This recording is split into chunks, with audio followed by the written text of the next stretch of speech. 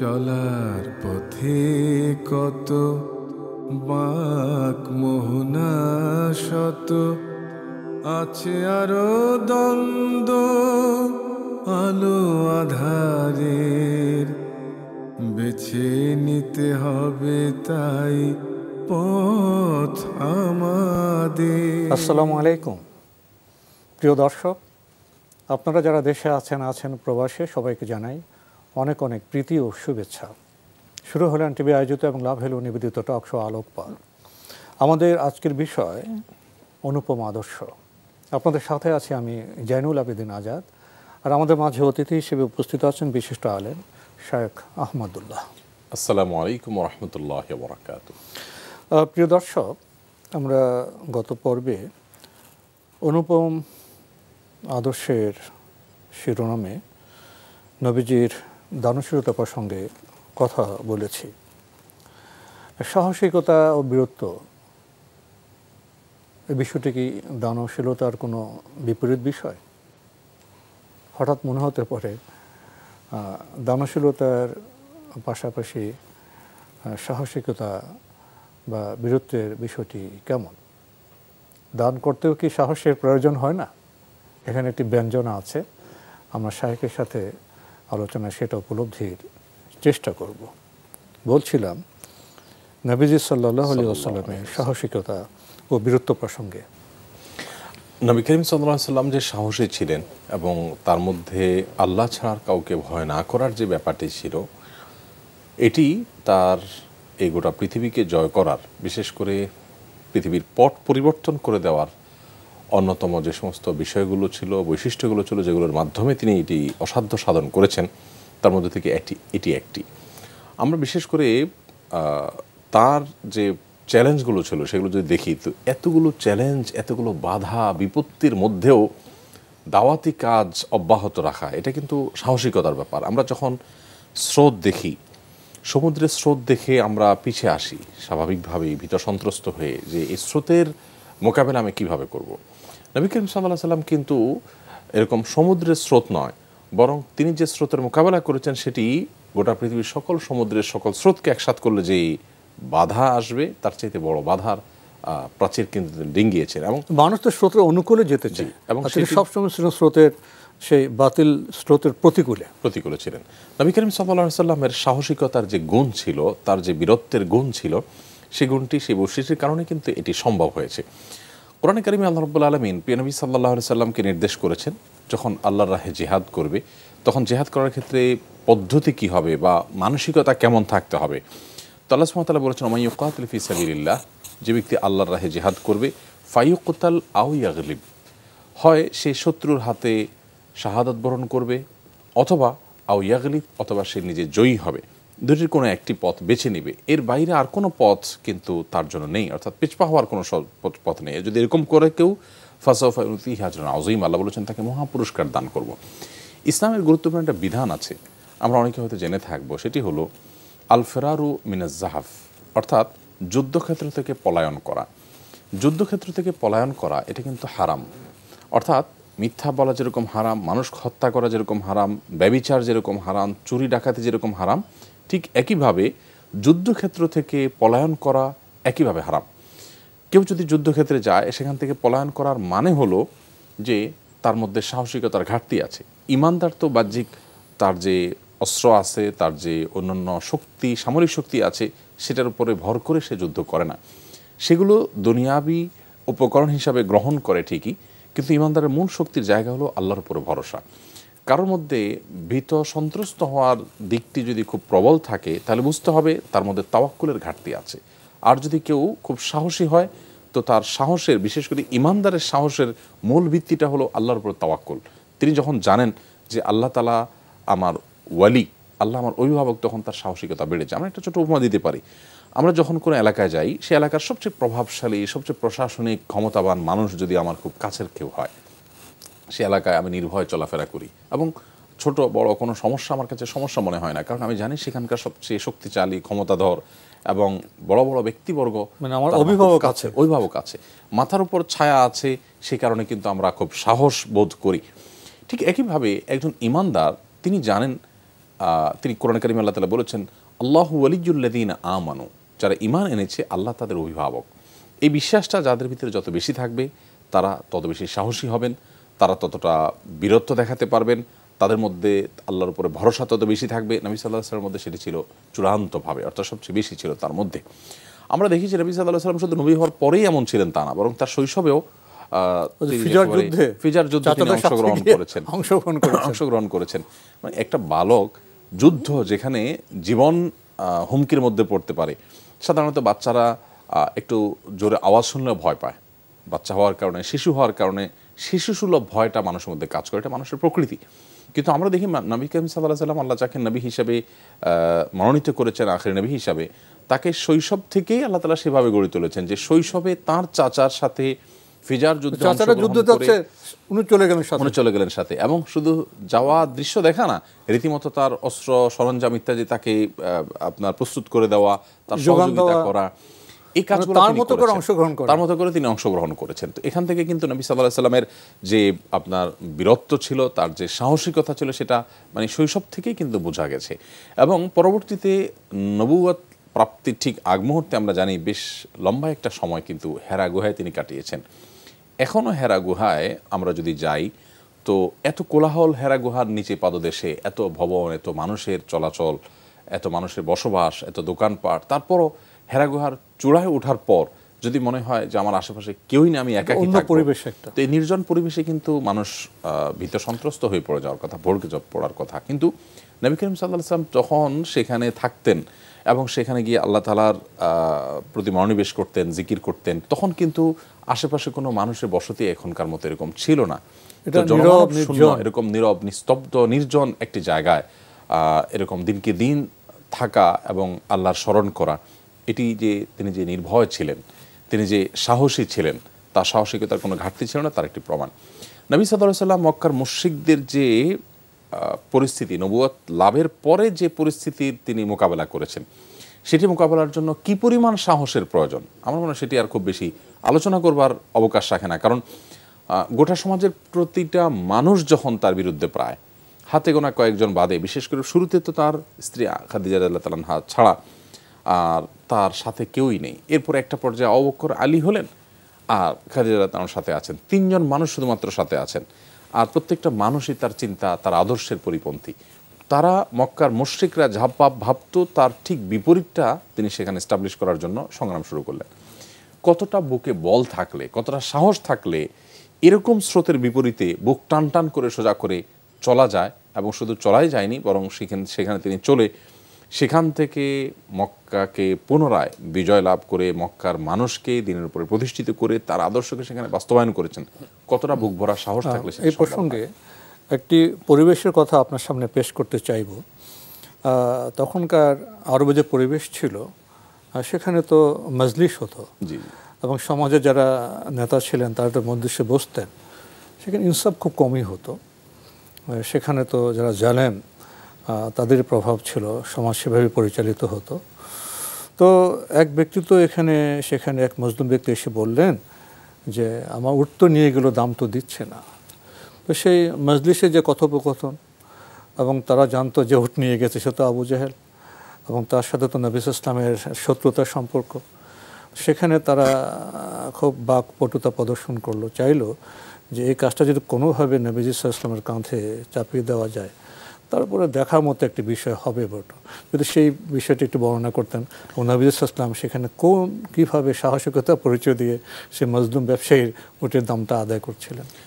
ধন্যবাদ আপনাকে। আমরা আজকাল যেটা দেখি, এখনকার সভ্যতাতেও মানুষ বাহির থেকে শহরে আসলে শহরের যে সমস্ত দুষ্ট লোকেরা, তারা অনেক সময় দেখা যায় বিভিন্ন সুযোগ সন্ধানে থাকে এবং সে মানুষগুলোর সম্পদকে উত্তক্ত করে তাদের সম্পদ ছিনিয়ে নেওয়ার একটা প্রচেষ্টা দুষ্ট মানুষদের মধ্যে থাকে। মক্কার মুশরিকদের একটা অংশ, কিছু লোকদের মধ্যে এই প্রবণতাটা ছিল। তো নবী করিম সাল্লাল্লাহু আলাইহি ওয়াসাল্লাম আপনি যে ঘটনার প্রতি ইঙ্গিত দিচ্ছিলেন, এরকমই একটা ঘটনা ঘটেছে যে বাহির থেকে একজন মানুষ এসেছেন মক্কায় ওট বিক্রি করবার জন্য। মক্কার বাজারে, মক্কা শহর, বিভিন্ন প্রান্ত থেকে মানুষ সেখানে আসে, সেখানে কেনাবেচার জন্য অনেকে অনেক জিনিসপত্র নিয়ে আসতো। তো একজন দূরের মানুষ, যিনি মক্কার মানুষ না, তিনি মক্কায় এসে ওট বিক্রি করলেন, আর ওটটি কিনলেন আবু জাহাল, মক্কার অন্যতম প্রধান নেতাদের একজন। তো আবু জাহাল ওরতে কিনে যথারীতি টাকা দিল না। টাকা না দেওয়ার পরে কুরাইশদের একটা বৈঠকে নবী সাল্লাল্লাহু আলাইহি সাল্লাম বসা ছিলেন সাথে, অর্থাৎ একটা সাধারণ আলাপচারিতা চলছে। সেখানে লোকটি এসে বলল যে আমার ওঁট অমুকে আমার কাছ থেকে নিয়েছে, কিন্তু দাম দেয়নি, তোমরা কি আমাকে সেটা উদ্ধারে সাহায্য করতে পারো? আপনি যেমনটি বললেন যে তখন মক্কার মুশরিকরা চিন্তা করলো যে আবু জাহালের সাথে নবী করিম সাল্লাল্লাহু আলাইহি সাল্লামের আদর্শিক যে দ্বন্দ্ব আছে, এবং সেই দ্বন্দ্বের কারণে নবী করিম সাল্লাল্লাহু আলাইহি সাল্লামকেই যদি এই কাজে লাগানো যায়, তাহলে কাঁটা দিয়ে কাঁটা তোলার মতো যে একটা কথা বাংলা আছে, সেরকম একটা চেষ্টা তারা চালালো। এবং সমাজে অনেক সময় মানুষ মজা দেখতে চায়, দেখি কি হয়, এরকম একটা পরিস্থিতি তারা তৈরি করলো এবং বলল যে ওই লোকটা অর্থাৎ মুহাম্মদ সাল্লাল্লাহু আলাইহি সাল্লামই তোমার এই কাজটা করতে পারে। ঠিক যে কথা সেই কাজ। ভদ্রলোক চলে গেলেন নবী সাল্লাল্লাহু আলাইহি সাল্লামের কাছে এবং বললেন যে এই অবস্থা। নবী করিম সাল্লাল্লাহু আলাইহি সাল্লাম আর বিলম্ব না করে তাকে বললেন যে চলো তার বাসায় যাই, এবং আবু জাহেলের বাসায় আসলেন। আবু জাহেল বাসায় আসার পর দরজা নাড়ালেন, করাঘাত করলেন দরজায়। আবু জাহেল বের হয়ে আসলো। লোকটি বর্ণনা করছিলেন যে নবী করিম সাল্লাল্লাহু আলাইহি সাল্লামের সেই দরজার করাঘাতে লোকটি যখন আবু জাহেল যখন বেরিয়ে আসলো, তখন আমি দেখলাম সে প্রচণ্ড ভীত সন্তুষ্ট হয়ে গেল, এবং তার চেহারার মধ্যে ভয়ের ছাপ একেবারেই পরিষ্কার হয়ে গেল।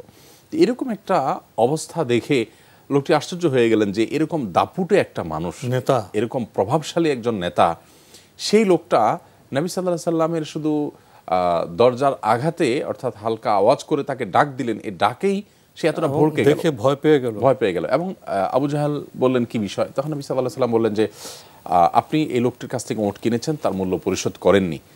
তখন সাথে সাথে আবু জাহেল বললেন যে আমি এখনই পরিশোধ করছি, এবং বাড়ির ভিতরে প্রবেশ করে তার মূল্য তিনি পরিশোধ করে দিলেন। আবু জাহাল নবী সাল্লাল্লাহু আলাইহি সাল্লামের আহ্বানে সাড়া দিয়ে সাথে সাথে এতদিন যে লোকটাকে ঘোরাচ্ছিল তার পাওনা পরিশোধ করে দিলেন।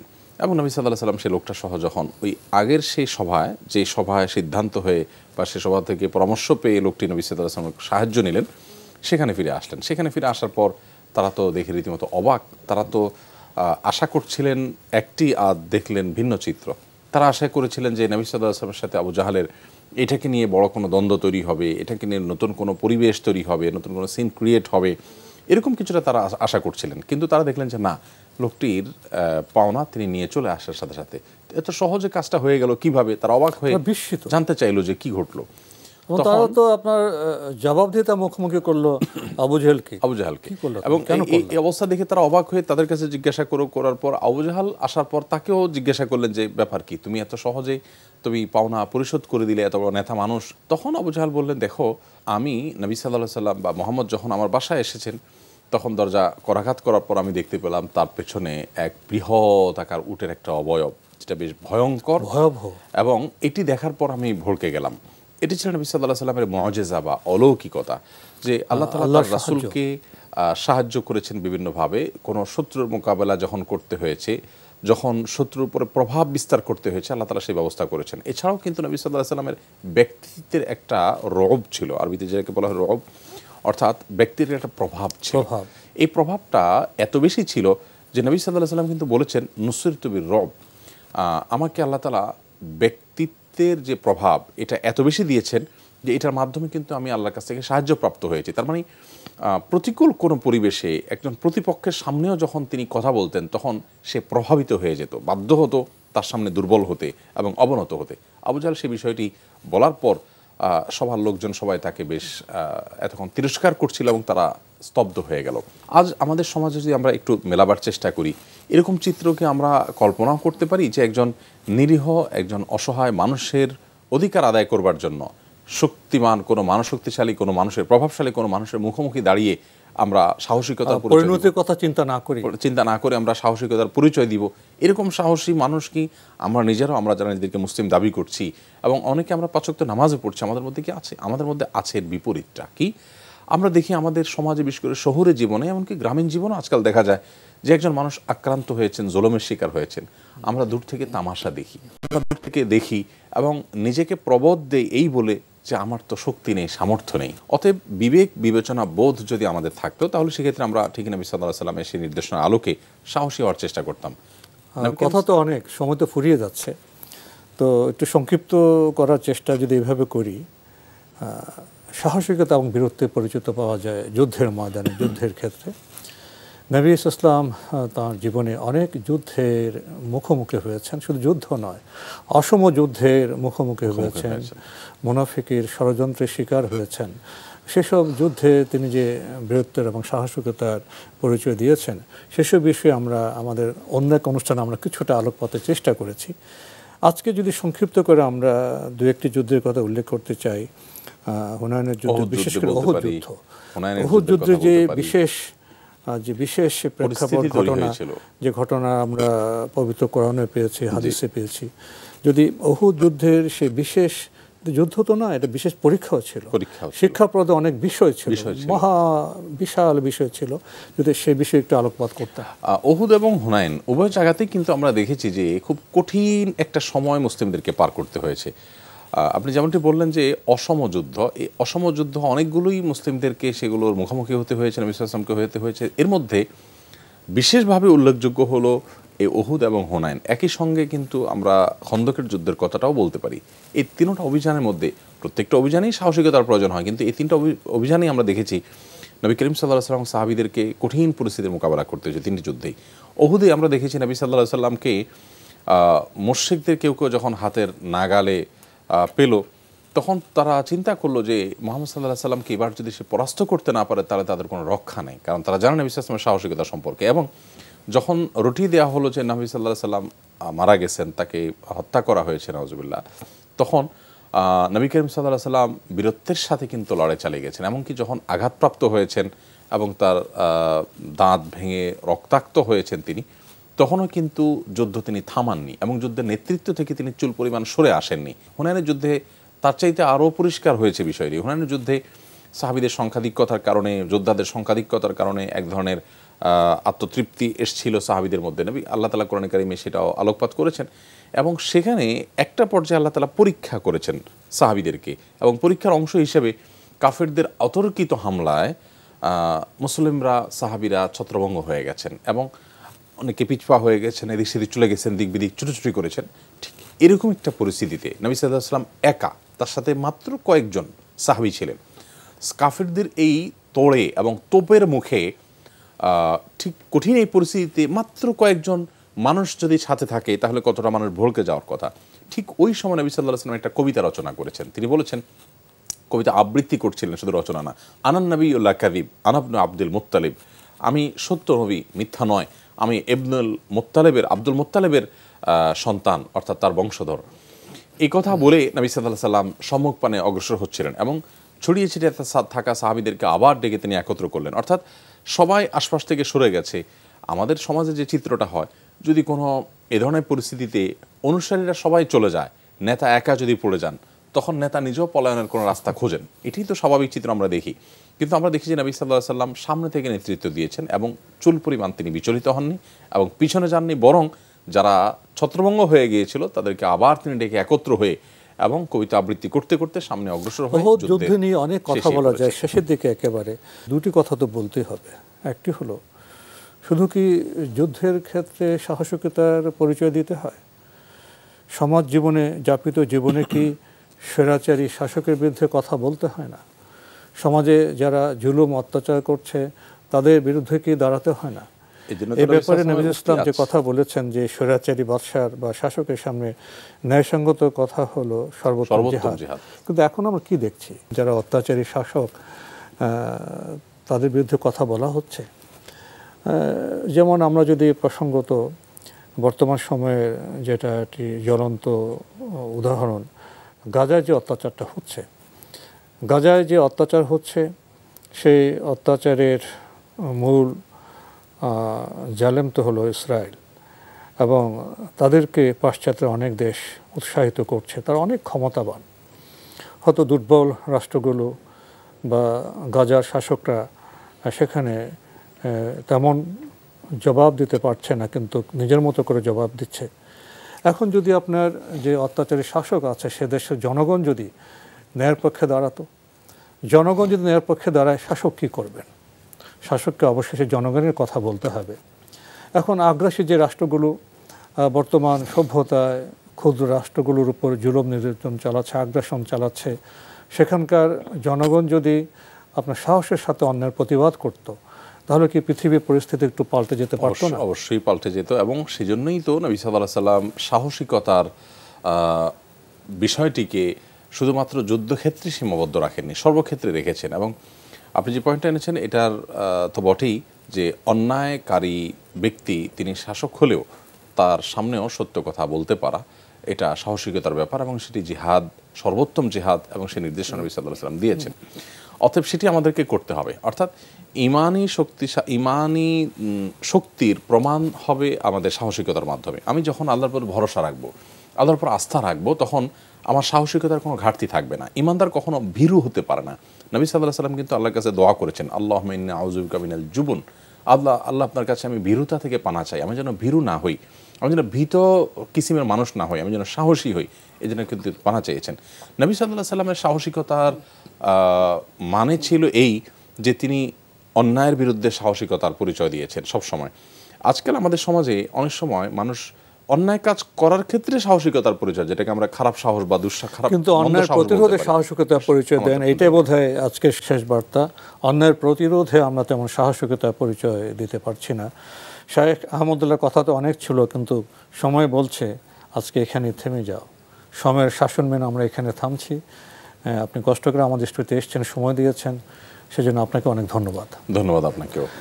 প্রিয় দর্শক, আমরা দেখছিলাম এনটিভি আয়োজিত এবং লাভ হলো নিবেদিত অনুষ্ঠান আলোকপাত। আমাদের আজকের বিষয় ছিল অনুপম আদর্শ। আমাদের এই অনুষ্ঠান আপনারা এনটিভি অনলাইনেও দেখতে পারবেন, ভিজিট করুন www.ntvbd.com। এছাড়া ইউটিউবে এবং আমাদের ভেরিফাইড ফেসবুক পেজে অনুষ্ঠান দেখতে পারবেন। কি বলবো, কি কথা বলবো? নবী ইসলামের জীবনের যে আলো, যে উদাহরণ, যে আদর্শ, সেটা তো বলে শেষ করার নয়। আমরা কিছুটা বলার চেষ্টা করছি অনুভবের জন্য, উপলব্ধির জন্য। নবী ইসলাম যেমন দানশীল ছিলেন, তেমনি তিনি ছিলেন সাহসী। বীরত্ব গাঁথায় ভরপুর তার জীবনে। বীরত্ব কোথায়? সমাজে অন্যায়ের বিরুদ্ধে প্রতিবাদে, অন্যায় শাসকের বিরুদ্ধে কথা বলা, সমাজপতির বিরুদ্ধে কথা বলা, অন্যায়ের বিরুদ্ধে দাঁড়িয়ে যাওয়া, সত্যের প্রতিষ্ঠায়।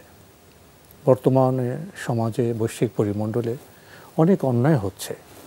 সেই অন্যায়ের বিরুদ্ধে দাঁড়ানোটা, সেটাই তো শ্রেষ্ঠ জিহাদ। আসুন আমরা অন্যায়ের প্রতিরোধ করি, ন্যায়ের প্রতিষ্ঠায় এগিয়ে যাই। আরেকটি বিষয়, নবী ইসলাম কখনো ব্যক্তিগত কারণে কাউকে আঘাত করেননি, ব্যক্তিগত কারণে তিনি যুদ্ধ করেননি। বর্তমান সভ্যতা দেখা যায় ব্যক্তিগত অহং, ব্যক্তিগত দাম্ভিকতার কারণে অনেক যুদ্ধ হচ্ছে, সংঘাত হচ্ছে। এই বিষয়টিকে আমাদের অবশ্যই উপলব্ধি করতে হবে। মহান আল্লাহ আমাদের সবাইকে নিরাপদে রাখুন, রাখুন শান্তিতে। আসসালামু আলাইকুম। পথে কত বাক মোহনা শত, আছে আরো দ্বন্দ্ব আলো আধারের, বেছে নিতে হবে তাই পথ আমাদের।